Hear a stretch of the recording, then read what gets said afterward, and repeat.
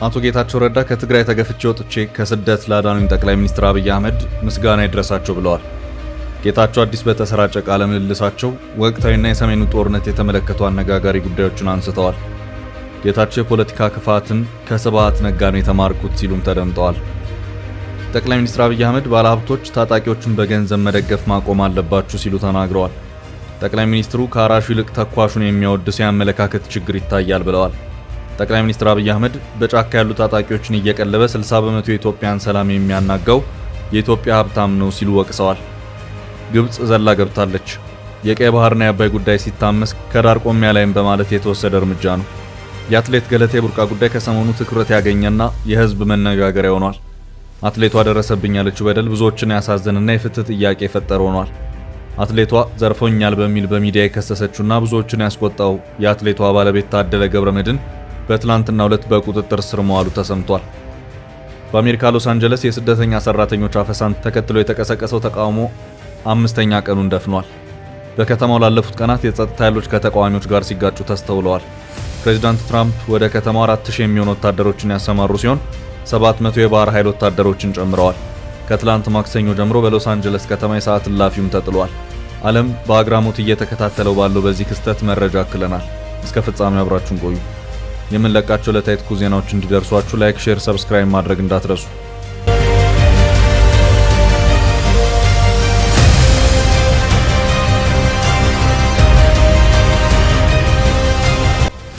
ጠቅላዩ አድነውኛል። ጌታቸው አቶ ጌታቸው ረዳ ከትግራይ ተገፍቼ ወጥቼ ከስደት ላዳኑኝ ጠቅላይ ሚኒስትር አብይ አህመድ ምስጋና ይድረሳቸው ብለዋል። ጌታቸው አዲስ በተሰራጨ ቃለ ምልልሳቸው ወቅታዊና የሰሜኑን ጦርነት የተመለከቱ አነጋጋሪ ጉዳዮችን አንስተዋል። ጌታቸው ረዳ ከትግራይ ተገፍቼ ወጥቼ ወደ ስደት እንዳልሄድ አገሬንና ሕዝቤን የማገለግልበት እድል ነው የተሰጠኝ። ይህንን እድል እንዳገኝ ላመቻቹልኝ ጠቅላይ ሚኒስትሩ አመሰግናለሁ ብለዋል። የጠቅላይ ሚኒስትሩ የምስራቅ አፍሪካ ጉዳዮች አማካሪ ሚኒስትር ጌታቸው ረዳ ቲቢኤስ ከተባለ የቴሌቪዥን ጣቢያ ጋር በነበራቸው ቃለ ምልልስ ነው ይህን ያሉት። የጠቅላይ ሚኒስትሩ አማካሪ የአፍሪካ ቀንድ ሰላም መሆን ከቀጠናው አልፎ ለኢትዮጵያ እፎይታ ይሰጣል፣ ዳግም ግጭት እንዳይቀሰቀስ የተቻለኝ ሁሉ ሰራለሁ ሲሉ ተናግረዋል። አሁን በተሰጠኝ ኃላፊነት ቦታ በአፍሪካ ቀንድ ዘላቂ ሰላም እንዲኖር ባለኝ አቅም እንድሰራ ከፍተኛ እድል ይፈጥርልኛል ሲሉም አክለዋል። ከአሁን በፊት ግጭት እንዲፈጠር የነበረኝ ሚና ይበቃል። አሁን በተመደብኩበት ቦታ ላይ በትግራይ በኢትዮጵያ እንዲሁም በአፍሪካ ቀንድ ሰላም እንዲሰፍን በመስራት ያለፈውን ጥፋቴን ለማካካስ እሰራለሁ ሲሉ ጌታቸው ተናግረዋል። ስልጣንን የከያዝኩት ቅዱስ ነው፣ ሌላ ከያዘው ርኩስ ነው የሚለው የፖለቲከኞች የእብደት አካሄድ መገራትና መቆም አለበት። አቶ ጌታቸው ረዳ ወቅታዊ ሁኔታዎችን በተመለከተ በሰጡት ቃል ላይ በዚች ሀገር በጠመንጃ አፈሙዝ በመታገዝ ስልጣን ለመያዝ ማለም ማብቃት አለበት ሲሉ አመልክተዋል። የትግራይ ጦርነት ለክልሉም ሆነ ለሀገሪቱ እንዲሁም ለአህጉራችን ትልቅ ትምህርት መሆን ይገባል ያሉት አቶ ጌታቸው ትግራይም ሆነች መላ ኢትዮጵያ ካለፈው ግጭት ያተረፉት ምንም ነገር የለም ብለዋል። የትግራይ ፕሬዝዳንት ሆኜ በሁኔታዎች አለመመቻቸት መስራት እያለብኝ ያልሰራሁት ብዙ ነው። ትግራይ ተመልሼ መስራት መቀለ መኖርን ነው የምፈልገው ሲሉ አክለዋል። የትግራይ ሕዝብ ሰላምና ደህንነት እንዲጠበቅ የአቅሜን ሁሉ ሰራለሁ ሲሉ ተናግረዋል። ወደ ህወሓት ከፍተኛ የአመራርነት ቦታ የጠቆመኝና የመጣኝ ስብሃት ነጋ ነው ያሉት አቶ ጌታቸው ረዳ አንዳንድ የፖለቲካ ክፋቶች ከስብሃት ነጋ ነው የተማርኩት ሲሉም ተደምጠዋል። አሁን ያለው የህወሓት አመራር ከስህተቱ የማይማር ብቻ ሳይሆን ስህተቱን እንደ ሙያ ፕሮፌሽን የወሰደና የቆጠረ የደረቀ አመራር ነው ሲሉ ጌታቸው ወቅሰዋል። አቶ ጌታቸው ህወሓት 300 ሺህ አባላት አሉት፣ በአመራር ግን የታደለ አይደለም ያሉ ሲሆን የህወሓት አመራር ብቃት የለውም፣ መቀየር አለበት፣ ምክንያቱም ይህን የሚባል የለውጥ ስትራቴጂ የለውም ሲሉ ተናግረዋል። የህወሓት አመራር 99.99 በመቶ ጥፋት ገና አልተጋለጠም። የህወሓት አመራር ሙሉ በሙሉ ከትግራይ ህዝብ ጫንቃ መውረድ አለበት። የትግራይ ህዝብን በማስያዝ መቋመር ይብቃ። ይህ እስኪቀየር ደግሞ ያለመታከት እታገላለሁ በማለት አቋማቸውን ገልጸዋል። ሌላው ጌታቸው በዚሁ ቃለ ምልልሳቸው ያነሱት ወደ ሱዳን ስላመሩበት የመጀመሪያ የሥራ ጉዟቸው ሲሆን ፌዴራል መንግስት በቅርቡ የሰጠኝ ኃላፊነትን በመወከል የመጀመሪያ የሰላም መልእክት ለማድረስ ወደ ሰሜንና ደቡብ ሱዳን ተጉዣለሁ፣ ጉብኝቱም ውጤታማ ነበር ብለዋል። አክሎም የጠቅላይ ሚኒስትሩን የሰላም መልእክት ለአልቡርሃንና እንዲሁም ለሌሎች አመራሮች አድርሰናል ብለዋል። በሰሜንና ደቡብ ሱዳን የሚታየው የሰላም እጦት እንዲያበቃ ጠቅላይ ሚኒስትር አብይ አህመድ ያላቸው ልባዊ ፍላጎት ለከፍተኛ አመራሮች አድርሰናል፣ መገዳደል እንዲያቆሙ መክረናል፣ ግጭት በማስወገድ የሀሳብ ልዩነት በሰላማዊ መንገድ በጠረጴዛ ማራመድና ማስተናገድ እንደሚቻል፣ ለሀገርና ለህዝብ መስራት እንደሚቻል የሀገራችንን ልምድ በመጥቀስ ነግረናቸዋል። ከትግራይ ግጭትና የግጭት አፈታት ትምህርት እንዲወስዱ ነግረናቸዋል ሲሉም አብራርተዋል። የጠቅላይ ሚኒስትሩ የምስራቅ አፍሪካ ጉዳዮች አማካሪ ሚኒስትር ጌታቸው ረዳ ጆሴፍ ስታሊን አንድ ሰው ከገደልክ ወንጀል ነው፣ ሁለት ሰው ከገደልክ ወንጀል ነው፣ ሚሊዮን ሰው ከገደልክ ግን ቁጥር ነው ይላል። ፖለቲከኞች ለሰው ሕይወት ዋጋ መስጠት አለባቸው፣ በወጣቶች ደም መነገድ ማብቃት አለበት የሚል መልእክት አስተላልፈናል። በአካባቢው ያሉት ኢትዮጵያውያን ስደተኞች ደህንነት እንዲጠበቅም መልእክት አስተላልፈናል ሲሉ ጌታቸው አጽንኦት ሰጥተዋል። ታጣቂዎችን በገንዘብ አስደግፉ። ጠቅላይ ሚኒስትር አብይ አህመድ ባለሀብቶች ታጣቂዎችን በገንዘብ መደገፍ ማቆም አለባችሁ ሲሉ ተናግረዋል። ጠቅላይ ሚኒስትሩ ከአራሹ ይልቅ ተኳሹን የሚያወድስ የአመለካከት ችግር ይታያል ብለዋል። ጠቅላይ ሚኒስትር አብይ አህመድ ይህን የተናገሩት በትላንትናው ዕለት ከመላው ሀገሪቱ ከተውጣጡ የንግዱ ማህበረሰብ ተወካዮች ጋር ባደረጉት ውይይት ላይ ነው። ጠቅላይ ሚኒስትሩ በዚህ ወቅት ከአራሹ ይልቅ ተኳሹን፣ ከሰራተኛው ይልቅ አጥፊውን የሚያወድስ የአመለካከት ችግር በመላ ሀገሪቱ በስፋት ይታያል ብለዋል። ማወደስ የምንፈልገው ጀግና ሰራተኛ ሳይሆን ተኳሹን ስለሆነ ሰራተኛውን ነጋዴ እንደ ሌባ መቁጠር ባህል እየሆነ መጥቷል ሲሉም ተናግረዋል። ጠቅላይ ሚኒስትሩ በንግግራቸው ገበያን ለአንድ ሀገር የሉና መሰረት እንደ መሸጋገሪያ እንደ መሰልጠኛ መውሰድ ካልተቻለ ሀገር መገንባትም ሆነ ማጽናት እንደማይቻል ገልጸዋል። ገበያና ንግድ ለአንድ ሀገር እድገትና ውድቀት ከፍተኛ ድርሻ እንዳላቸው የተናገሩት ጠቅላይ ሚኒስትሩ ገበያ ሀገር ይገነባል፣ ገበያ እውቀት ያሸጋግራል፣ ገበያ ስልጣኔ ያመጣል፣ የአኗኗር ዘይቤን ይቀይራል ብለዋል። ኢትዮጵያ የከረመና አዲስ ፈተናዎች እንዳሉባት የገለጹት ጠቅላይ ሚኒስትሩ የከረመውን ፈተና እየጠገኑ ብቻ ሳይሆን አዲሱንም ፈተና እየፈቱ መሄድ ቁልፍ ጉዳይ ነው ብለዋል። ኢትዮጵያውያን ነጋዴዎች በስራቸው ዓለምን ለማየት እድል ስላላችሁ ነገን ታሳቢ አድርጋችሁ ክፍተት ለመቅረፍ በትኩረት መስራት ይገባቸዋል ሲሉም አሳስበዋል።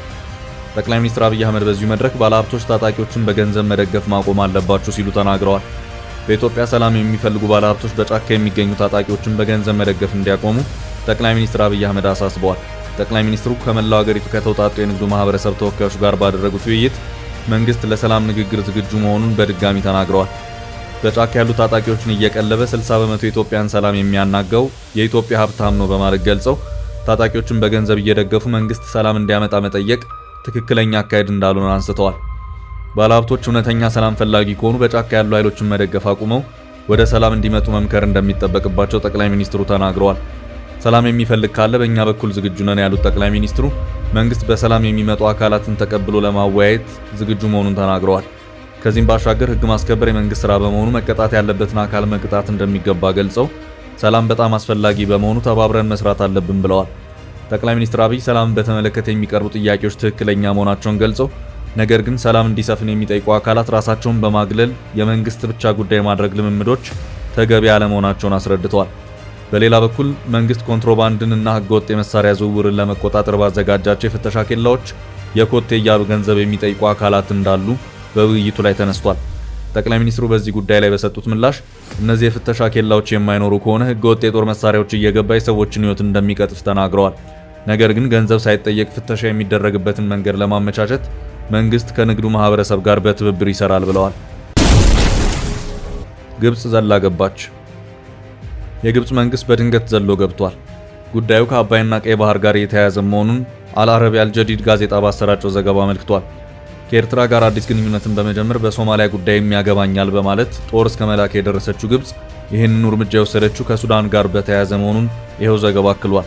የኢትዮጵያ መንግስትም የሱዳን ጉዳይ ያገባኛል በማለት በቅርቡ በመረጃና ደህንነት አገልግሎት ዋና ዳይሬክተሩ አምባሳደር ሬድዋን ሁሴን የተመራ ልዑካን ቡድን ወደ ፖርት ሱዳን የላከ መሆኑ የሚታወስ ነው። አሁን ደግሞ ግብጽ የሱዳን ጉዳይ በጥብቅ ይመለከተኛል በማለት በአንድ ስብስብ ውስጥ ገብታ በሰፊው እንቅስቃሴ ውስጥ የገባች መሆኑ ታውቋል። ይኸው ስብስብም ኳርቴት የሚባል ነው። ኳርቴት አሜሪካ፣ ሳውዲ አረቢያ፣ የተባበሩት አረብ ኤሚሬትስ እና እንግሊዝ ለሱዳን ጉዳይ መፍትሄን ለማፈላለግ የተቋቋመ ስብስብ መሆኑን ይኸው የአልአረቢያ አልጀዲድ ዘገባ ያመለክታል። ሆኖም ከአራቱ ለሱዳን ችግር መፍትሄ ማፈላለግ አለብን ካሉት ሀገራት መካከል እንግሊዝ በቃኝ አሰናብቱኝ በማለት ከስብስብ ውስጥ መውጣቷን አረጋግጣለች። ይህንኑ ክፍተት መጠቀም የፈለገችው ግብጽ ደግሞ በሱዳን ጉዳይ ራሴን የማስከብረው ብሔራዊ ጥቅም ያለኝ በመሆኑ አስገቡኝ በማለት ራሷን ባገለለችው እንግሊዝ ምትክ አራተኛ ሀገር ሆና የገባች መሆኑን አልአረቢያ አልጀዲድ ባሰራጨው በዚሁ ዘገባው አመልክቷል። ከዚሁ ጋር በተያያዘ ማብራሪያቸውን የሰጡት ዲፕሎማቶች በጀነራል መሐመድ ሐምዳን ዳጋሎ የሚመራው የሱዳን ፈጥኖ ደራሽ ጦር የሚስፋፋ ከሆነ ጥቅም አደጋ ላይ ይወድቃል በማለት ነው ግብጽ በዚሁ ስብስብ ውስጥ መግባት የፈለገችው። አሁን ባለው ሁኔታ ግብጽ ከኤርትራ ጋር በመሆን ድጋፏን እየሰጠች ያለችው ለሱዳኑ ጦር ኃይሎች አዛዥ ጀነራል አብዱል ፈታህ አልቡርሃን ነው። በግብጽ የውጭ ጉዳይ ሚኒስቴር ውስጥ የሱዳን ጉዳዮች ኃላፊ የነበሩት አምባሳደር ሆሳም በዚሁ ዙሪያ በሰጡት አስተያየትም ግብጽ በሱዳን ውስጥ ሁለት ጥቅሞች አሏት፣ እነሱም አባይና ቀይ ባህር ናቸው ሲሉም ተናግረዋል። በምስራቅ አፍሪካ የቀይ ባህር ተጋሪ ሆና የአባይ ተፋሰስም የሆኑት ሀገራት ግብጽና ሱዳን ናቸው። ግብጽ በአባይ ዙሪያ ኢትዮጵያን ለመቀናቀን ሱዳንን ስትጠቀም የቆየች ስትሆን ሀገሪቱ በድንገት የእርስ በርስ ጦርነት መግባቷ ግን ለግብጽ አስጨናቂ ሆኗል። ግብጽ ከኢትዮጵያ አንጻር ወደ ሌላኛው የኢትዮጵያ ጎረቤት ሀገር ሶማሊያ የሰላም አስከባሪ ጦርን ያስገባች መሆኑ የሚታወስ ሲሆን አሁን ደግሞ በሌላኛው የኢትዮጵያ ጎረቤት ሀገር ሱዳን ያገባኛል እያለች ትገኛለች። አሁን ያለበት ደረጃ ግልጽ ባይሆንም ግብጽ ከኤርትራም ጋር የጀመረችው አዲስ ግንኙነት ነበር። የአትሌት ገለቴ ቡርቃ ባለቤት አቶ ታደለ ገብረመድህን በቁጥጥር ስር ዋለ። የአትሌት ገለቴ ቡርቃ ጉዳይ ከሰሞኑ ትኩረት ያገኘና የህዝብ መነጋገሪያ ሆኗል። አትሌቷ ደረሰብኝ ያለችው በደል ብዙዎችን ያሳዘነና የፍትህ ጥያቄ የፈጠረ ሆኗል። አገር አስጠርታና ሮጣ ያፈራቸው ሀብት በባለቤቷ መዘረፉን ከ7 ዓመት በኋላ ወደ ሚዲያ ቀርባ ይፋ ካደረገች ወዲህ በጉዳዩ ብዙ እየተባለ ነው። አትሌቷ ዘርፎኛል በሚል በሚዲያ የከሰሰችውና ብዙዎችን ያስቆጣው የአትሌቷ ባለቤት ታደለ ገብረመድህን በትላንትናው ዕለት በቁጥጥር ስር የዋለ መሆኑን የሚያመለክቱ መረጃዎች እየወጡ ነው። እስካሁን ባለው ሁኔታ ባለቤቷ ታደለ ገብረመድህን በፖሊስ ቁጥጥር ስር ስለመዋሉ በፖሊስ በኩል የተሰጠ ማረጋገጫም ሆነ ማስተባበያ የለም። አትሌት ገለቴ ቡርቃ ለ20 ዓመት ያፈራሁት ንብረቴ በባለቤቴ ምክንያት አጣሁት ስትል ከሰሞኑ በሁለት ሚዲያዎች ላይ ወጥታ ቃለ ምልልስ አድርጋለች። የአትሌቲክስ ፌዴሬሽን በትላንትናው ዕለት አትሌቷን በመደገፍ መግለጫ መስጠቱን መዘገባችን ይታወሳል። የፌዴሬሽኑ ፕሬዝዳንት ኮማንደር አትሌት ስለሺ ስህን አትሌት ገለቴ የገጠማት ችግር በሴት አትሌቶች ላይ በዛ መሆኑን የተናገረ ሲሆን በሴት አትሌቶች ላይ የሚስተዋለው ጥቃት ቀላል የሚባል እንዳልሆነና አትሌቷ ወደ ሚዲያ መጥታ የገጠማትን ችግር ተናገረች እንጂ ለሀገራቸው ብዙ ዋጋ ከፍለው ብዙ ችግር ውስጥ ያሉ አትሌቶች እንዳሉም ተናግሯል። የፌዴሬሽኑ ምክትል ፕሬዝዳንት አትሌት መሰረት ደፋር ከአትሌት ገለቴ ቡርቃ ጋር በተያያዘ መግለጫ በሰጠችበት ወቅት እንባ እየተናነቃት ከአትሌቷ ሰሞኑን በተለያዩ ሚዲያዎች ላይ በነበራት ቆይታ ግማሹን እንኳን አልተናገረችም ስትል በደሉ የሰፋ መሆኑን ገልጻለች። ለአትሌት የመሮጫና የመውለጃ ጊዜ ያለ ያለችው መሰረት ደፋር አትሌቷ በ2010 ልጅ የመውለድ ዓላማ እንደነበራት የተወሰደባት ሀብትና ንብረቷ ብቻ ሳይሆን ልጅ የምትወልድበት ጊዜ መሆኑን ተናግራለች። አትሌቷ መኖሪያ ቤትና መንግስት በተለያየ ጊዜ የሸለማት 11 መሬቶች ውስጥ 10ሩን ባለቤቷ መሸጡንና አሁን ካለችበት ቤት ለማስወጣት በፍርድ ቤት ጉዳዩን እየጨረሰ ነው ስትል መናገሯ ይታወሳል። ካሏት 5 መኪናዎች 4ቱን ባለቤቷ መሸጡንም ገልጻለች። በአሁኑ ወቅት ልምምድ አቁማ በፍርሃት ለ1 ዓመት ከቤት ሳትወጣ መቀመጧን ተናግራለች። የግድያ ዛቻና ሙከራ መኖሩን መናገሯን መዘገባችን ይታወሳል። የጋዜጠኛው እስር። የኢትዮጵያ ኢንሳይደር የበይነመረብ ሚዲያ መስራችና ዋና አዘጋጅ ጋዜጠኛ ተስፋለም ወልደየስ በጸጥታ ኃይሎች ቁጥጥር ስር ከዋለ በኋላ ፍርድ ቤት በዋስ እንዲለቀቅ ቢፈቅድም በእስር ላይ እንደሚገኝ የቢቢሲ ዘገባ አመልክቷል። ተቋሙም በዚሁ ዙሪያ መግለጫን አውጥቷል። ጋዜጠኛው በምን መልኩ ተያዘ የሚለውን በተመለከተም ቢቢሲ የተለያዩ መረጃዎችን ያጠናቀረ መሆኑን አመላክቷል። ተስፋለም ሲቪል በለበሱ የጸጥታ ኃይሎች በቁጥጥር ስር የዋለው ባለፈው እሁድ ነው። ቦታው ደግሞ አዲስ አበባ ጊዮን ሆቴል። በቁጥጥር ስር ከዋለ በኋላ መጀመሪያ እስጢፋኖስ አካባቢ በሚገኝ የፖሊስ መምሪያ ቀጥሎም ቄራ አካባቢ ወደሚገኝ የፖሊስ መምሪያ ውስጥ በእስር ላይ ቆየ መሆኑንም ዘገባው አክሏል። በትላንትናው ዕለት ማለትም ሰኔ 3 ቀን 2017 ዓ.ም በአዲስ አበባ ከተማ የመጀመሪያ ደረጃ ፍርድ ቤት ቂርቆስ ምድብ ችሎት ቀርቦ በ15000 ብር ዋስትና እንዲፈታ ተወስኖ ገንዘቡ ከተከፈለ በኋላ እንዳልተፈታ ተገልጿል። ፖሊስ ይግባኝ እንደሚጠይቅ ቢገልጽም በተገቢው መንገድ ይግባኙ አልቀረበም መባሉንም ዘገባው አክሏል። ተስፋለም ፍርድ ቤት ቀርቦ በዋስ እንዲፈታ ትዕዛዝ በተሰጠበት ደብዳቤ ላይ ሐሰተኛ መረጃ በማሰራጨት ተጠርጥሮ መያዙን ያመለከተው ዘገባው ጠበቃው አቶ ቤተማርያም አለማየሁ ጋዜጠኛው ሰኔ 1 2017 ዓ.ም ጊዮን ሆቴል በስልክ እያወራ ሳለ በደህንነት አባላት በቁጥጥር ስር መዋሉን ለቢቢሲ ገልጿል። በዕለቱ በወላይታ ዲቻና በሲዳማ ቡና መካከል ይደረግ የነበረ እግር ኳስ ውድድር ስለነበር ደጋፊዎች ስታዲየም ገብቶ መከታተል እንደማይችሉና ጨዋታው በዝግ ይካሄድ እንደነበር ቀደም ሲል ተዘግቦ ነበር። በዚህ ዙሪያ ከጓደኞቹ ጋር በስልክ እያወራ በነበረበት ጊዜ ነው የተያዘው ብለዋል። የደህንነት አባላቱ ተስፋለምን ምንድነው የምታወራው? ከማን ጋር ነው የምታወራው? በማለት ስልኩን ወስደው ከዚህ ቀደም የተሰሩ የኢትዮጵያ ኢንሳይደር ዘገባዎች ስልኩ ላይ ስለነበሩ እሱን ተመልክተው እስጢፋኖስ አካባቢ ወደሚገኝ የፖሊስ ማቆያ ወስደው እንዳሰሩ ገልጸዋል። ፖሊስ በችሎት ላይ ሐሰተኛ መረጃ ሲያሰራጭ ደርሰንበታል። ሰኔ 1 2017 ዓ.ም ከቀኑ 9 ሰዓት ላይ የሲዳማ ቡናና የወላይታ ዲቻ ደጋፊዎችን ሰብስቦ መንግስት የሚፈራው የጀዋርን ንግግር ነው፣ በዚህ ጉዳይ ላይ የሆነ ነገር መደረግ አለበት እያለ ለእግር ኳስ ደጋፊዎች መልእክት ሲያስተላልፍ ነበር በማለት ሐሰተኛ መረጃ ሲያስተላልፍ እንደተያዘ መገለጹን ጠበቃው ተናግረዋል። ሆኖም ጠበቃው ቤተማርያም ጋዜጠኛ ተስፋለም በተባለ ቦታ ላይ ሳይሆን ጊዮን ሆቴል መጽሐፍ እያነበበ እንደነበርና በወቅቱም በግል ከደወሉለት ሰዎች ጋር የስልክ ልውውጥ ከማድረግ ያለፈ ሰዎችን ሰብስቦ ያነጋገረው ነገር የለም፣ ለማንም ሰው ሐሰተኛ መረጃ አልሰጠም ብለዋል። ከሁለት ቀናት እስር በኋላ ዛሬ ፍርድ ቤት ቀርቦ የዋስትና መብት ቢፈቀድለትም በእስር ላይ ለሚገኝበት ፖሊስ መምሪያ የተጻፈ የማስፈቻ ደብዳቤ በሚመለከት የፖሊስ መኮንን ሳይፈረምበት በመቅረቱ አሁንም በእስር ላይ እንደሚገኝ ተገልጿል። በዚህ ምክንያት እስከ ማክሰኞ አመሻሽ ድረስ ጋዜጠኛ ተስፋለም ወልደየስ በፍርድ ቤት የተረጋገጠለት የዋስትና መብት አልተከበረም ሲል የኢትዮጵያ ኢንሳይደር ባለቤት የሆነው ሀቅ ሚዲያና ኮሚኒኬሽን ባወጣው መግለጫ ላይ ያመለከተ መሆኑንም ይኸው የቢቢሲ ዘገባ አክሏል። በአሜሪካ የቀጠለው ተቃውሞና ውዝግቡ በሎስ አንጀለስ የሰዓት እላፊ ተጣለ። በአሜሪካ ሎስ አንጀለስ የስደተኛ ሰራተኞች አፈሳን ተከትሎ የተቀሰቀሰው ተቃውሞ አምስተኛ ቀኑን ደፍኗል። በከተማው ላለፉት ቀናት የጸጥታ ኃይሎች ከተቃዋሚዎች ጋር ሲጋጩ ተስተውለዋል። ክስተቱን እየዘገቡ የነበሩ ሁለት ጋዜጠኞች በፕላስቲክ ጥይት መመታታቸው በቀጥታ ስርጭት ሲታይ ነበር። ፕሬዚዳንት ትራምፕ ወደ ከተማው 4000 የሚሆኑ ወታደሮችን ያሰማሩ ሲሆን 700 የባህር ኃይል ወታደሮችን ጨምረዋል። የሎስ አንጀለስ አመራሮች የፕሬዝዳንቱ የጦር ጣልቃ ገብነት ያለ ግዛቱ ፍቃድ የተደረገ ነው ሲል ክስ አሰምተዋል። ወታደሮች መሰማራታቸውን ተከትሎ በሎስ አንጀለስ የነበረ ተቃውሞ ወደ ሌሎች ከተሞች መዛመት ይዟል። ዳላስ እና ኦስቲን ቴክሳስ፣ ቺካጎ እንዲሁም ኒውዮርክ ተቃውሞ ከተዛመተባቸው ከተሞች መካከል ናቸው። ፕሬዝዳንት ትራምፕ የተከፈላቸው ረባሾች ሲሉ የሎስ አንጀለስ ተቃዋሚዎችን ፈርጀዋል። ትላንት አመሻሹን በአሜሪካ ሁለተኛ ትልቋ ከተማ ሎስ አንጀለስ የሰዓት እላፊ ተጥሏል። የከተማው አስተዳዳሪ ወታደሮች የፌዴራል ስደተኛ ኤጀንቶችን መርዳት እንዲያቆሙ ለችሎታ ቤት ብለዋል።